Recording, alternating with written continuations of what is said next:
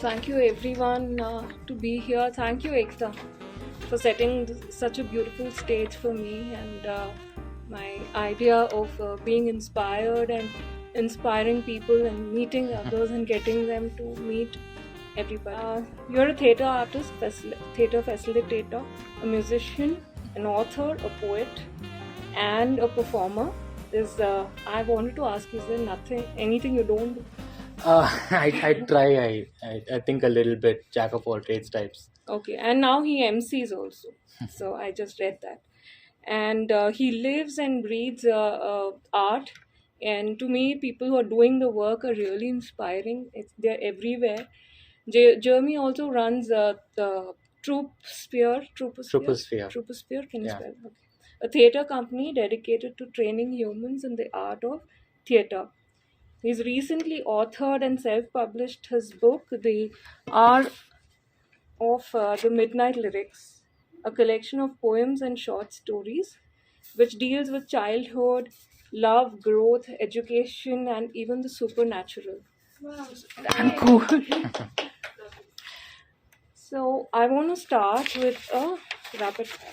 Okay, and before you do that, Mali, I just want to say that I'm extremely thankful and grateful to be here, and thank you and Ekta for having me on board, and I'm very excited for the conversations that we're going to have. Yeah. So thank you for great. that. Thank you. Thank you to be here. Rapid fire start. Kindle or books? Books. Great. Then we can talk. Yes. Yeah. Real life or real life? Theatre. Real life. Real. Yeah. Teaching acting or acting? Oh, that's a tough one.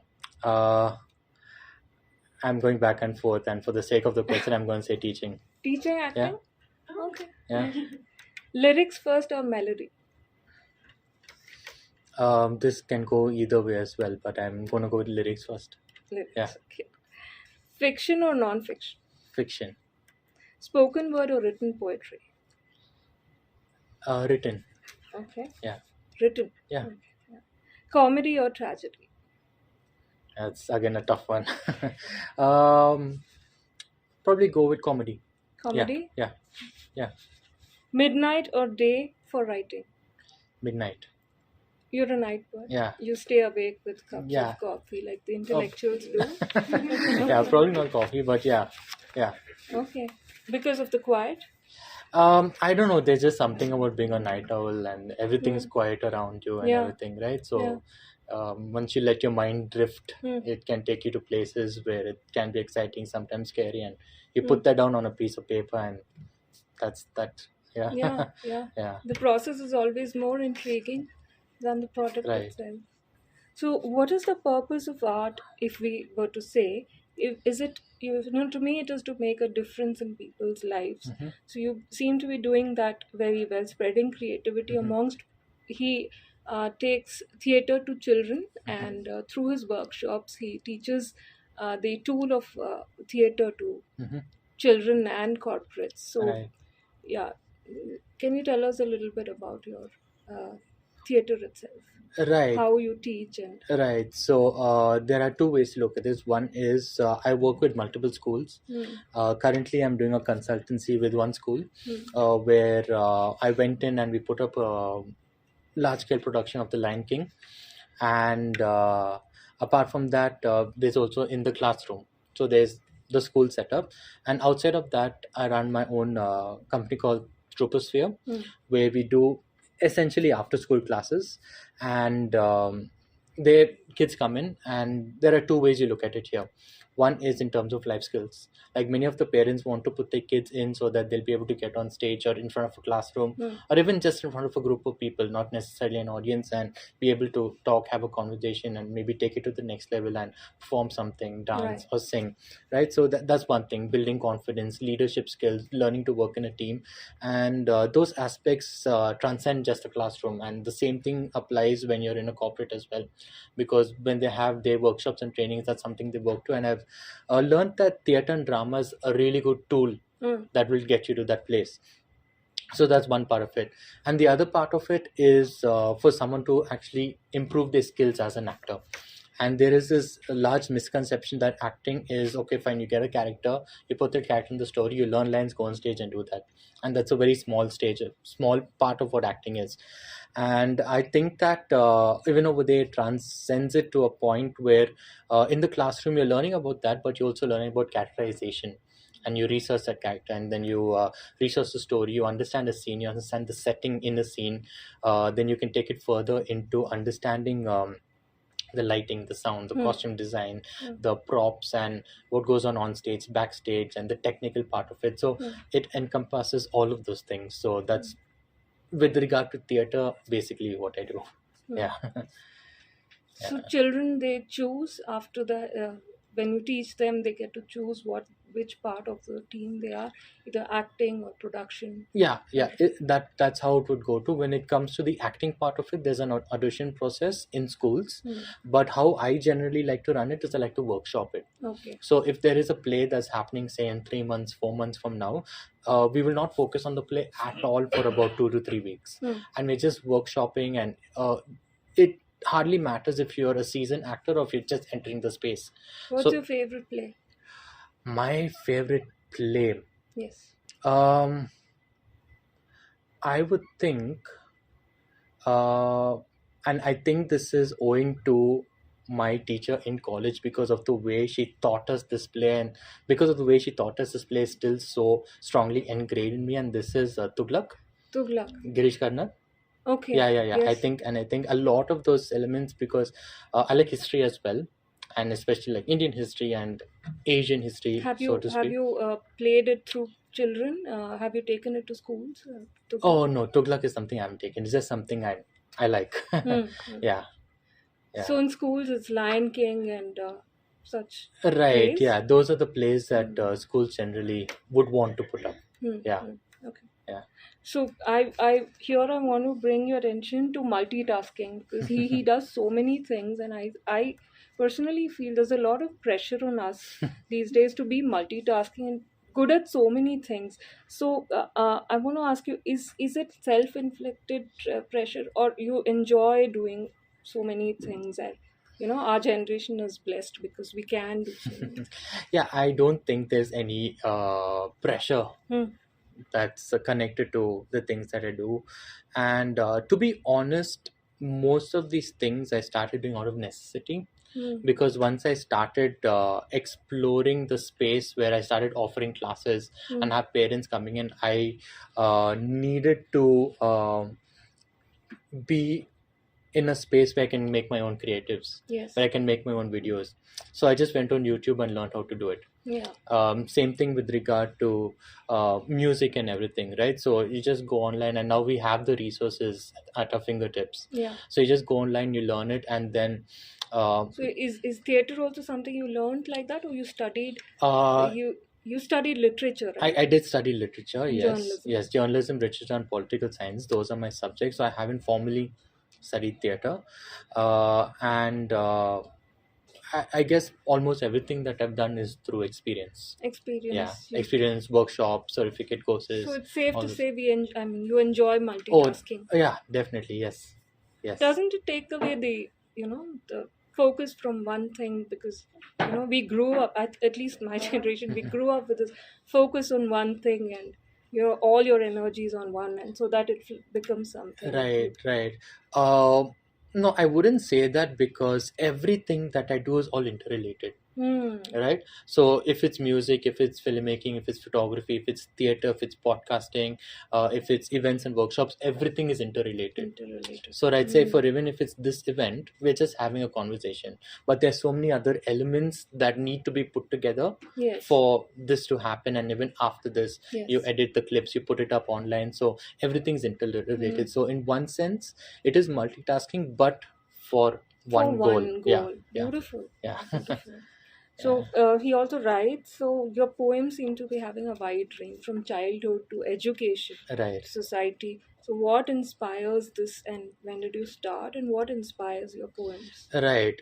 So I didn't really start writing till maybe my college. Yeah.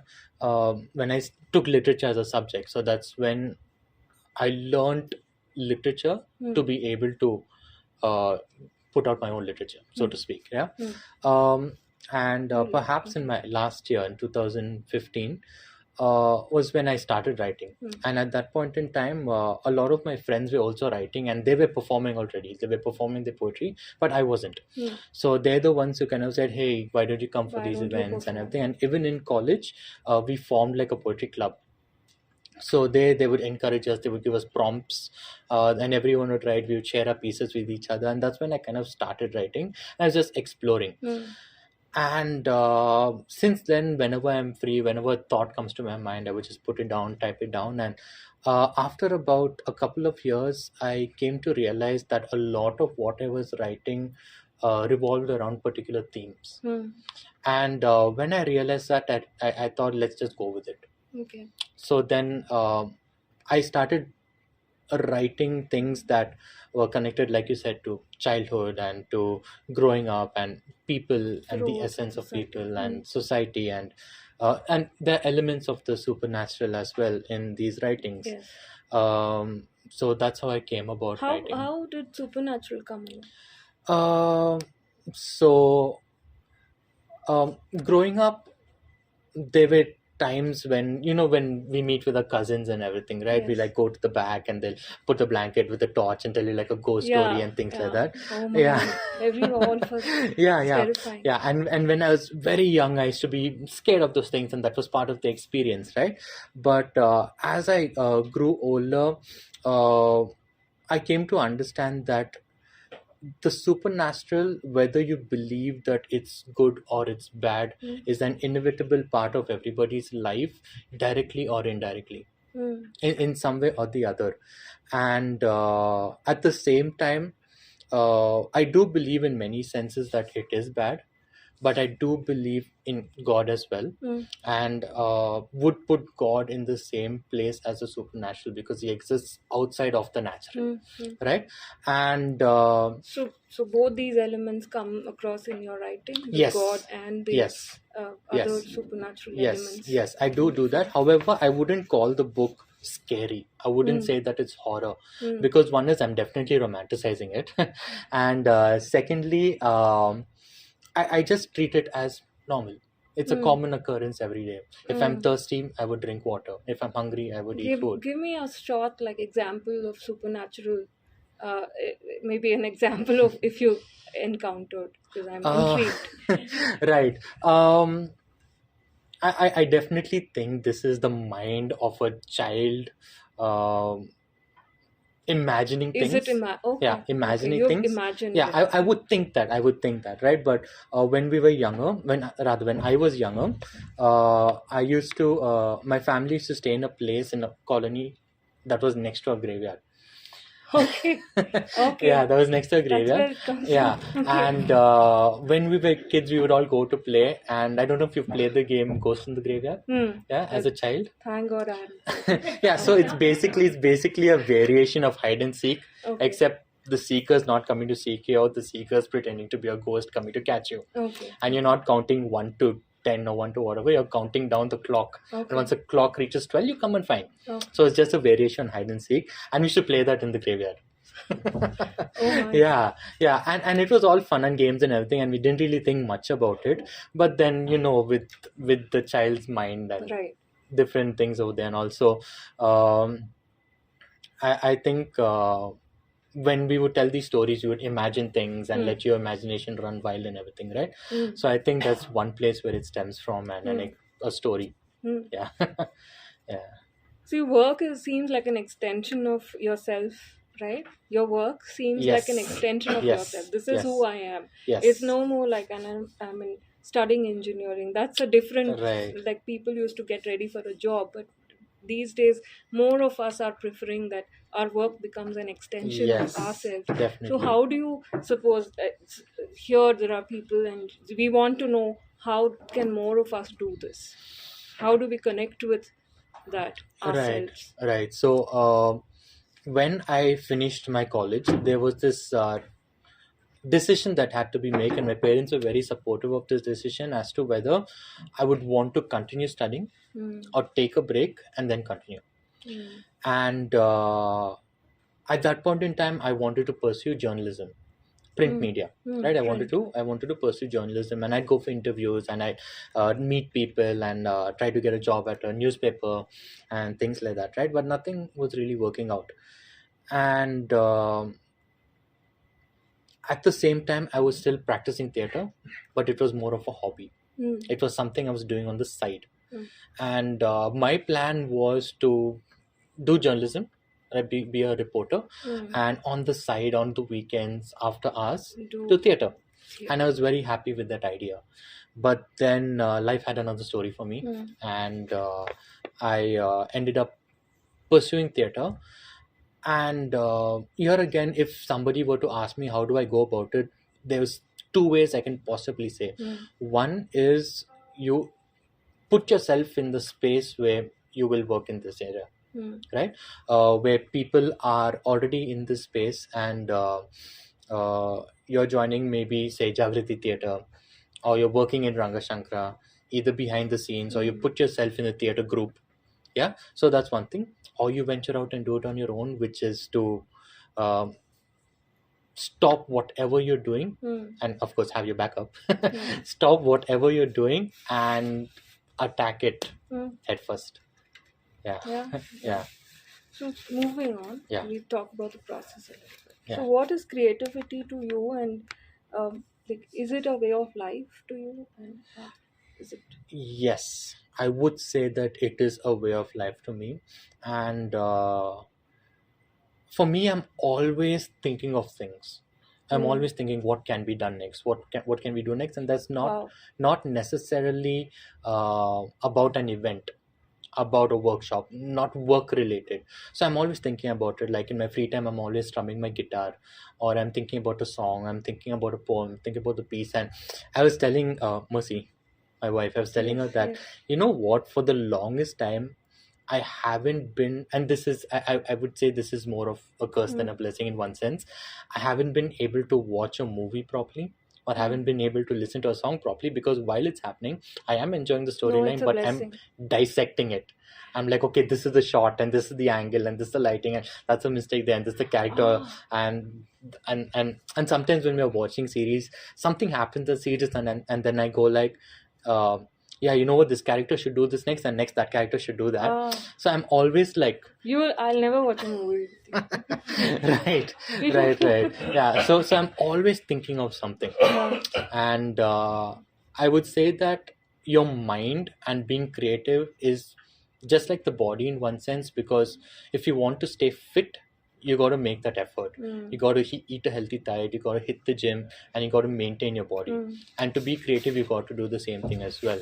And I've seen that happen because you have to keep exercising. You have to keep exercising your mind. Yeah. In ways of like many steps. No, I don't think there are necessary steps, because I don't like to force things. I like to keep it very organically.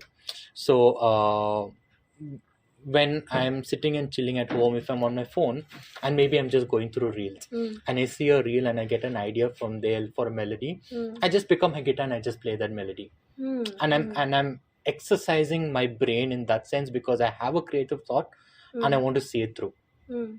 Right? And sometimes when I sit with my guitar, I'm like, okay, now is when I'm going to practice, now is when I'm going to do something. It doesn't happen. So there's no sure way to be creative, so to speak. It's very subjective, and I would advise that if someone wants to do it, they would let it happen organically. Yeah. So I want to ask you, if we are all consumers all the time, when do we create, right?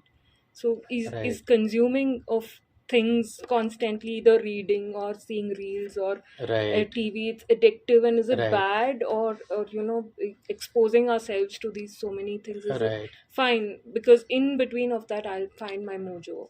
Yes. So I would say that it's important to recognize the line, right? What's on this side of the line and what's on that side of the line. And I would probably draw attention to the Marvel movies, the Marvel, the MCU, the cinematic universe, right? If you go back to the comics, it was a big hit when it came out, right? It took a while to get there, but then once it got there, it was really big, right? And then once people were able to make the cartoons They did that. There were a couple of series, couple of movies before that. Yeah. And once the MCU came in, it really took the world by storm. Right.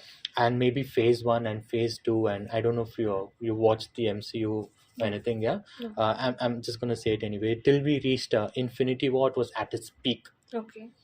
And then what I believe was happening is what is happening rather is they started following a formula.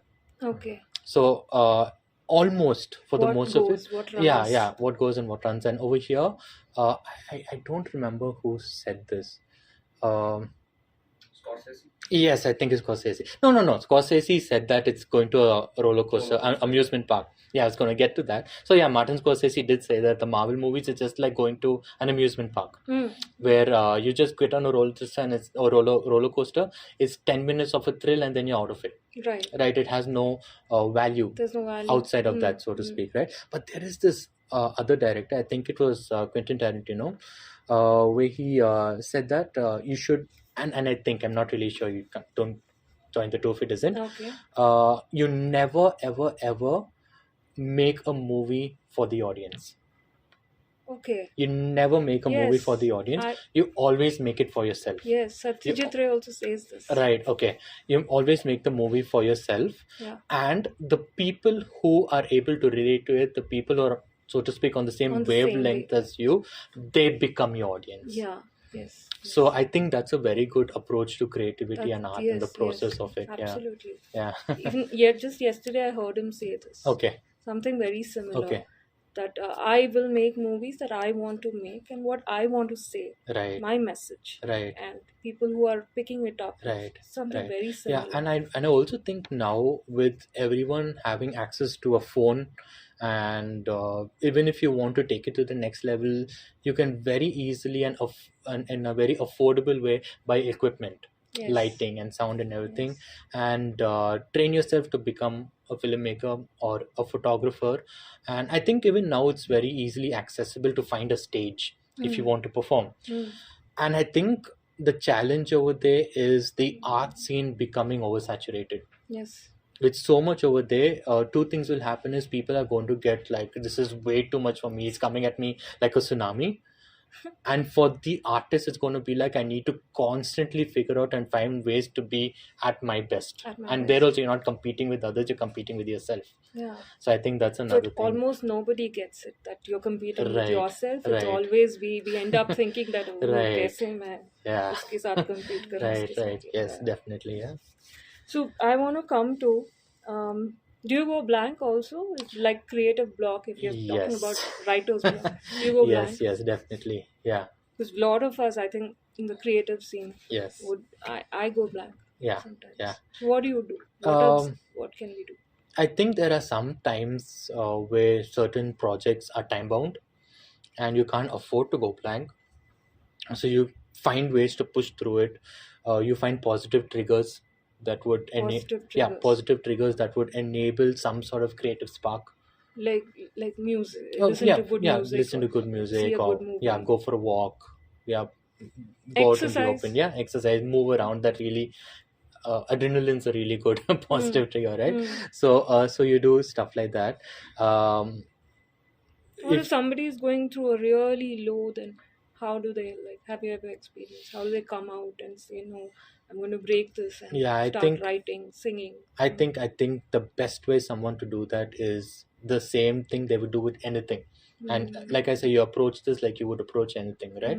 The only difference and the only thing that will make a difference is the first step.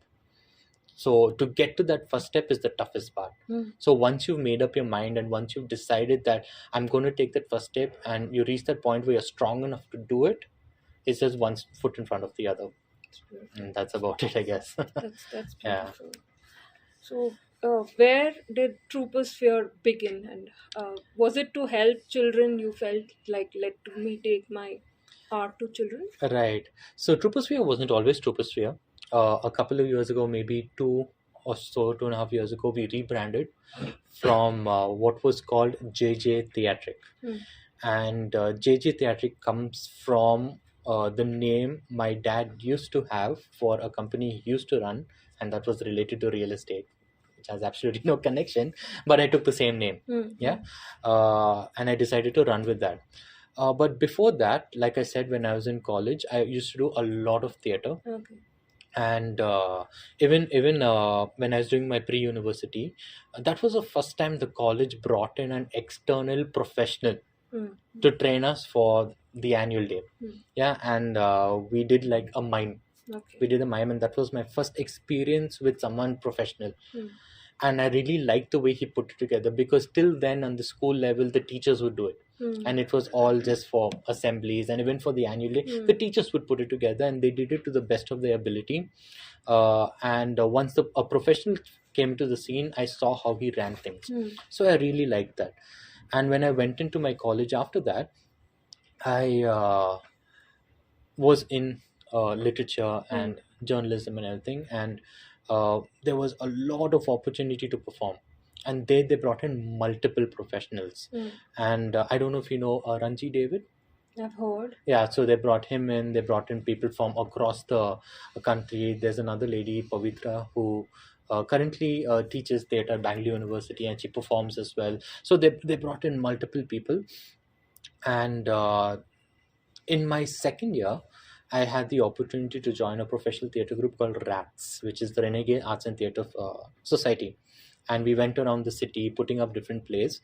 And once I finished that, like I said, I was at that point where do I continue? Do I continue studying? Do I work and then study later? And I was applying at newspaper companies. And at that point in time, my aunt was running an art school. And she knew that I was doing theatre. My sister knew that I was good at theatre and was able to do stuff like this. So she kind of spoke to me and said, why don't you do something with her students? So I spoke to my aunt, and she said, yeah, I'll put together a 10-day time, 1 hour a day workshop, and you can handle that. Put together a plan and let me know. So I kind of like put together a 10-day plan, and she liked it, and that worked out really well. It was my first experience working with kids and theatre. And so I'd worked with kids before. I'd worked with kids a lot. Even Is it very satisfying to work with yes, children? yes, it is More than adults? Oh, it's much easier to work with kids than It's adults easier? as well. They're Yes, open? they're very open, and I would say that you would expect kids to run around and jump around and play, and they do that. Okay. But they also understand things like the classroom rules and stuff. So when you have to come in back into your circle, come back into circle. It's quiet time. Yeah. It's moving time. We underestimate children, I think. Yes, Yeah. but when it comes to the adults, they too run around and jump around and play and everything. But when it's time to come back, they're still running around and jumping around and playing. So that's always been a challenge. Yeah. But anyway, so that worked out, and the parents of the kids from that first workshop, they liked it, and they wanted me to redo it for their friends' kids. So the word of mouth spread, and then So then I spoke to another friend of mine who had a daycare. So I started using his space in the evenings, and then those parents liked it, and they spoke to the schools that the kids went to, and then I went to schools, started doing different things, and that's when I realized that you completely got into the teaching sphere. Yeah. So when you start teaching, does acting take a backstage, or No. So school hours is like morning 8 to 3:30, and after that is when I do my own work. And there's some school work that happens after school as well, what we take home. And most of the acting stuff happens on weekends. Okay. Acting stuff and events like this. Okay. So I dedicate my weekends and after school to either continue to train kids under my own banner, or practices and sessions and performances. There's a lot of work involved in leading a creative life. Yes. I think so. Yes. But there are no holidays, I think. Oh no, I keep telling my family that for me, holidays and weekends are the busiest time for me. Yeah. Yeah. I know. I hear that laugh. I know what you're talking about. Yeah. So is creativity, your creativity, spontaneous, or does it involve a lot of preparation? Again, it really depends on what you want to do and how you're going to go about it, right? So a couple of months ago, a friend of mine asked me to MC their child's first year birthday party. Mm-hmm. Yeah. uh, and there you need to put in quite a bit of prep work, because you need to work out the order of events and get the pronunciation of names properly. And I'm not just saying it's a kid's birthday party, so I'm curating some games for the kids as Yeah. well, games for the adults, So games there's a for lot mixed of games. work there. So in that sense, there's quite a bit of prep work that goes Prep into work. it. But just this morning we were having a conversation about this, right? I would say that for me, Huh.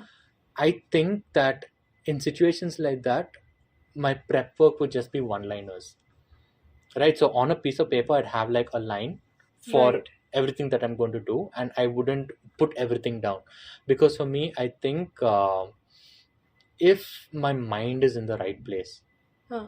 and if I'm concentrated and focused on that one thing, right, uh, I would be able to improvise.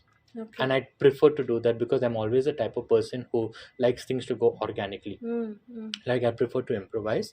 And again, it's situation based, right? So for that event, I just had pointers on what's going to happen, but how I was going to go about it, what I was going to say, was what I did on the spot.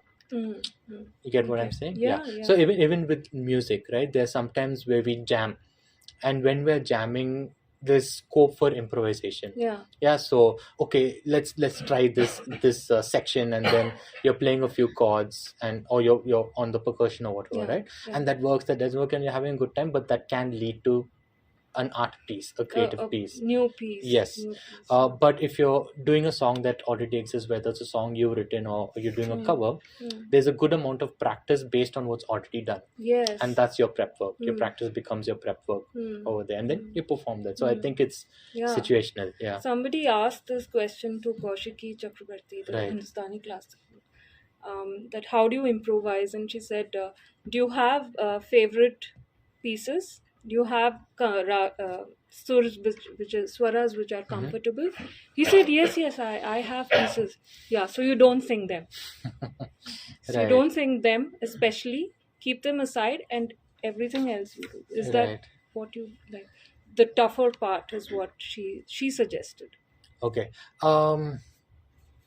I think it really depends Matters. on Depends. what you're doing. Yeah, it depends on what you're doing. Yeah. And who's your audience as well, because for me, primarily my audience are kids, right? Primarily. Okay. So for that, you do want to keep it simple, you do want to keep it easy. Okay. Yeah, so that's the objective for a performance like that, because you want them to relate to it and sometimes even participate. Okay. When it comes to working with adults, it depends on the type of show that you're going to do. Okay. Right, there's some shows that are very intellectual, and you want the audience to think, and for them to be able to do that, you Yes. need to be on top of things. Yes. But there's some shows that are very simple, and you can take it easy, and it's a fun, leisurely thing they can do, where you're sometimes even part of the audience. Yeah. So it really depends on the type of show and the type of performance you're putting up. I would think. Yeah. Yeah, it depends. Yeah. So, we didn't speak about the process itself. I want to know what your process is like. Everyone has a process. Like he's a chef. Right. He has a process. You know how multi faceted Right. people have. So I want to know this. What's the origin? Is it in childhood? And what comes out? Right. How do you? Is there a wave like you? Right. So when people talk to me about acting, I always go back to my upbringing, where it started off in the church that I go to, because every December, every Christmas season, they put up a play, a couple of plays or whatever, but one with the kids as well, and that's my earliest experience when it comes to acting. Right. And outside of December, throughout the year, they're always doing multiple things. Yeah. So, and the children are always involved in things like that, and it's a lot of fun. Yeah. And once you grow older, you go into like a youth group, and then the level of acting is next level. Yeah. So and then eventually, for me, it's outside of that, you go to college and you go to different places, and it's always a learning where you take different experiences from different places and put it together. And I would give you an example to talk to you about the process, right?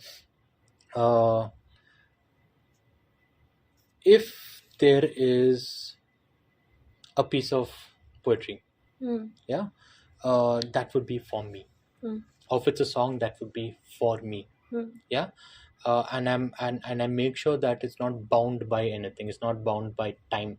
It's Okay. not bound by a performance that is going to happen in a week or two, and I have to have this ready by 10. Yeah, it's not bound by anything. Yeah. So it's always first for me. And That's a lovely thought. right, Yeah. Yeah. right. And then I would more often than not start with a word Hmm. or a phrase. Hmm. And even if it doesn't end up being about that, or it's going completely in the opposite direction, I'm fine with that. But I'm always starting with a word or with a phrase, and I just make a note of that.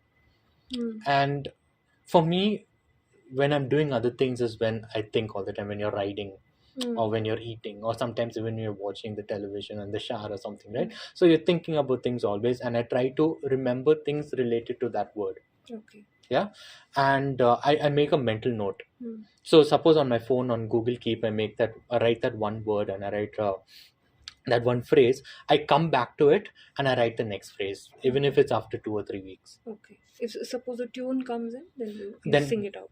yeah, I Record it. record it. I record the tune and I keep it in my recordings. Okay. Suppose a game comes in, like kids ke saath, I can do this. Yeah, I make a note of that. Yeah, yeah. So that's my thing. I make a note of it, and Also, what you said was beautiful. It's first for you, right, right? right, The most of us think is performing is for, right. like, I have to do it for others, for Yes, an audience. That's yes, something I think it's yes. beautiful. Yeah, and I You think start with yourself. yes, and I think that could apply to anything and everything as well, because so I like cooking as well. Okay. Yeah, and I do that for fun. That's a hobby that I like to do. Yeah. And I think that if I do not like the food that I'm eating, then the act of making it in the first place is in vain. Right? I need to enjoy the food that I'm making myself. Right. Even if I do not like the dish, when I'm making it for somebody else, right? I know that person likes this dish, and I know that that person's going to enjoy it. Yeah. I need to enjoy the You process. need to I need enjoy to the enjoy the process. process. I need to, even if I'm not going to eat it later, the entire process is something I'm going to enjoy. Yeah. Yeah. And maybe I might add a little twist to the dish where I end up liking it as well. Because if I'm not going to like it, I know that the way it's going to be put across, another person's going to know it. The audience always knows it. The audience always knows it, and the audience always sees it. Yeah. So yeah, I would say that. Yeah. Yeah. Yeah. So, what do you enjoy out of all these things that you do the most? Who is you the most? You also podcast, right? Yes. You also interview people. Yes. So I do run a an interview podcast as well, and that's called Troopercast. It is connected to the company Troopersphere that I run, and it's a podcast on education and the arts. So because that's what is primarily involved in. Yeah. So it's on all streaming platforms, and there's a video podcast on YouTube as well. So shameless plug right there, check it out. Yeah. And I think if you ask me what I enjoy the most, I would bring it back to theater. Because theater, like I said, acting? it's not Theater? just acting. Okay. It's not just acting. I enjoy all aspects of Production. it. The production, from a production point of view. Yeah. Because when you put a play together, you look at absolutely everything. Yeah. And there are some plays that we devise on our own, right? Some plays as a group, we devise it. We have a concept, we have an idea, we devise it. And you're not just putting together the lines. You're sitting with other people and you're talking about these characters. You're inventing it, but you're talking about their lives. Yeah, you're talking about their lives. And once you put that together and the scene starts happening, you have the music running in your brain.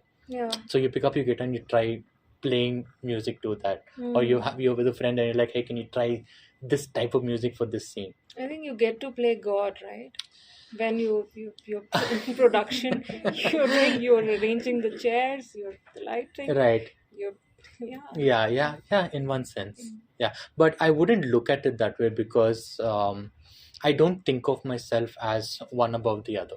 Right. Yeah, it's always part of a group. It's always part of an ensemble where everyone's putting it together. So I never, when there's a production, I never say that's mine.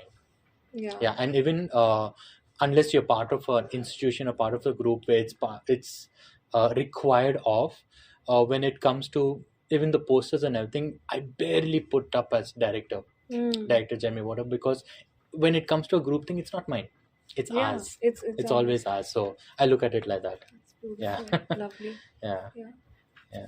So, would you like to read something from? Yeah, sure. So, like you mentioned earlier, the title of the book is The Hour of the Midnight Lyric. And I've already spoke a little bit about it, so I'll just read a few lines from the opening piece, and I'll probably read the first four stanzas to this. Or one, four stanzas. Yeah, Maybe it's one fairly long. Yeah, I could read the whole thing. or one stanza. Sorry? One stanza? You want to read one stanza? No, I thought I'll read the first four Okay. stanzas, because Okay. there is a refrain after that. Sure. So it's one section of it. Yeah. The title is Morning, and it goes something like this. Yesterday was somebody's future. Today will be my past. Tomorrow is what we must live for. Oh, I'm sorry, I mixed it up in my head. I'm going to redo that. Sorry. Yesterday was somebody's future. Tomorrow will be my past. Today is what we must live for, to make each sunrise last. Silver trees in the middle of the night. The forest is yours. It's enchanted. It's haunted. Its leaves move briskly in the breeze. The sky is brown, just the way you like it. Yellow creatures bow at your throne. Orange flowers slowly turn to pale blue, and even though you have the faintest clue as to what's going on, the earth trembles when you sing, just the way you like it. Then you open your eyes and your dream disappears. As the sun rises, you face reality with a cup of coffee, or maybe with a cup of tea, whatever you like. Yesterday was somebody's future. Tomorrow will be my past. Today is what we must live for, to make each sunrise last. So, thank you. Yeah, so that's just a little snippet. Beautiful. And in case you're wondering whether you should get the book or not, that's the tone you can expect from the book. And I don't want to give away a lot, but when I put these pieces together, one thing in my mind that was a predominant thought is reflections. Reflections. And mirrors. And Mirrors, like mirrors. life is a mirror. Mirrors Yes. you back. Yes, What you yes, give. yes. That That's kind of a basically mirror. it. Yeah, and I got the idea from the theater faces, the masks. Yeah, one is happy and one is sad, and you need both happy and sad in your life to among with other emotions as well, to live Yeah. a fulfilled life, so to speak. Right? You can't have too much or too little of either emotion. Yes. And just want to talk a little bit about the idea behind it. And you can see it in front on a white background, and it's reflected at the back with a black background. Yeah. So the book kind of like does that as well. And there's poetry and short stories in the book. The central piece of the book is a combination of both poetry and short stories. A poem and a short story is like a two-in-one thing. And it's the central piece because that's where things turn around in the book. And everything is interrelated, everything is connected in the book, wherein you would probably in the first piece, and I think I probably already mentioned it, that there could be something so small and so minuscule that is not connected to the piece at all, and probably like in the second last piece of the book, that's the main character. So it's everything is interwoven, everything is interrelated like that. So yeah. And just another shameless shout out here, the book's on Amazon and Flipkart and anywhere else that you may want it. And we do have copies over here in case you want to pick it up. And I would encourage you to pick up this copy, because these are author copies and the quality of them is slightly better than what you would get online. So if you would like, we can have a conversation later, and I'd love to meet with you all and talk with you all as well and share with you my work. Thank you. Yeah. Thanks. Thank Yeah. you. Yeah. So, a lot of nature elements in your writing, right? Right. Where does that come from? Did you spend a lot of time? Do you spend a lot of time in nature yourself? Um, Growing up, my family and I grew up in the church that we went to. You said next to a graveyard. Oh no, that's where we stayed. Okay. That's where we stayed. Yeah, where I started off theater and everything, right? And every year, the youth group that my dad leads, excuse me, used to go on. Oh no, thank you. Used to go on a camp, and they would go to the forest in Tamil Nadu, Kodaikanal, and different places, and that was something that we always enjoyed, always looked forward to, because uh, back then in school and college, that was a really good break. And even after that, once I started doing the work that I do and everything, it was still a really good break. So to separate, to go away from normal everyday life for a week, or sometimes even 2 weeks, yeah, that was a lot of fun. And it's with a group of people that over years you've grown really, really close to. In fact, I am very happy to say that that's where I met my wife. Yeah, so we've been going for these camps, and we've known each other for that long, and I'm happy to be with her like this now. So I think the combination of it both, the place that you're in, sometimes in the middle of the forest, and there's no network, and you don't have your systems, and you don't have your laptops, and you're with people, and the people that you care for and everything, right? So I think those memories have become core memories for me, and I think subconsciously they spill into my work, with when you talk about nature and things like that. Yeah. Yeah. And supernatural is, from where does that spill? Like I told you, right? We used to stay. Okay, I'm going to That is I'm going to expand on that story a little bit, and I didn't mention this earlier because I didn't know how much value it would have to this conversation. But there is one thing that I kind of remember, and I still think that this is the imagination of a child. There were some nights that so if my bed was here, there would be a window there, and behind the window is another small room, and another window on the other side of that room, and the outside of the house over there. And I would be sleeping on this bed over here, and I still don't know if this really happened or not, but in between, right, in between the two windows in the house, in the room on the other side, Right. I would see like a dark figure, a dark figure. I don't know what it is, and the crazy thing is, like, when you see these horror movies and when you see these scary movies, You don't know if your mind is playing or you're watching yes, it, yes, or yes, you're and, really and seeing in it. those cases, it's for the most of it the visual effects and the music. But the demon or the ghost or the spirit or whatever, it's always this demonic thing that's always attacking and possessing people and throwing people around the room and everything. But this thing did absolutely nothing. Yeah. It just stood there, and I think that's even more scary than it doing anything. Yeah, That is scary, yeah, yes. yeah. It just stood there, and it was like this black silhouette of a thing with, and I think I was imagining it, but like red eyes, and it just stood there and it just looked at you and did absolutely nothing. No. Yeah. That's Yeah. eerie. Yeah, so I don't know if it actually happened or not, or if it's true or not. It was just my mind playing games with me, but there's that. Yeah. Yeah.